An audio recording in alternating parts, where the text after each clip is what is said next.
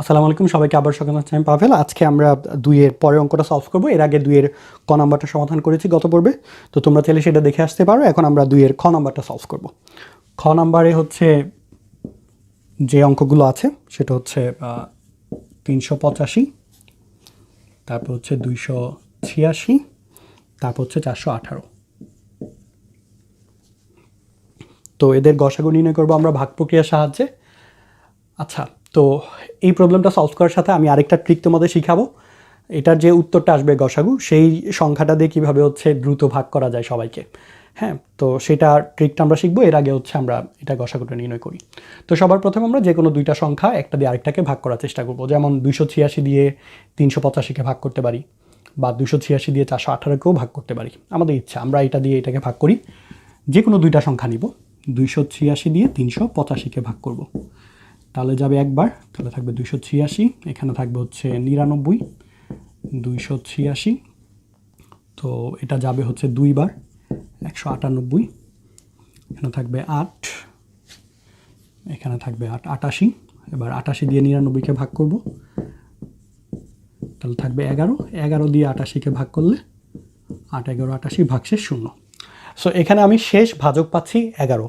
So আমার next কাজ হচ্ছে এখন 11 দিয়ে বাকি যে সংখ্যাটা আছে 418 সেটাকে ভাগ করা। যদি ভাগ যায় তাহলে 11ই হবে শেষ ভাজক, অর্থাৎ 11 হবে গসাগু। আর যদি ভাগ না যায় তাহলে হবে গসাগু 1।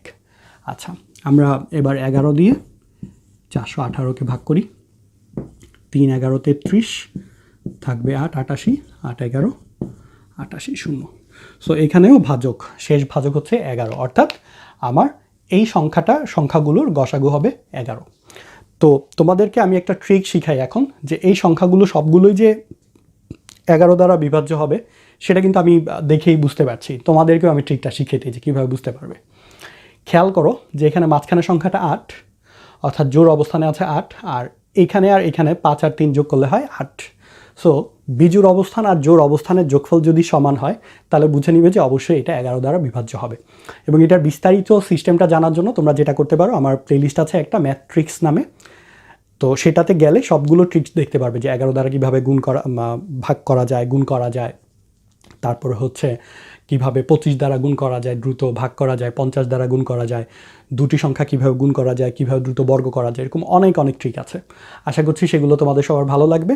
আর এই ট্রিকগুলো আসলে শিখলে হয় কি, এই অঙ্কগুলো খুব সহজে করতে পারবে। ট্রিক আসলে পরীক্ষায় কখনো আসবে না, বাট ট্রিক যদি তুমি জানো, দ্রুত ক্যালকুলেশন করার জন্য আসলে খুব বেশি হেল্পফুল হবে তোমার।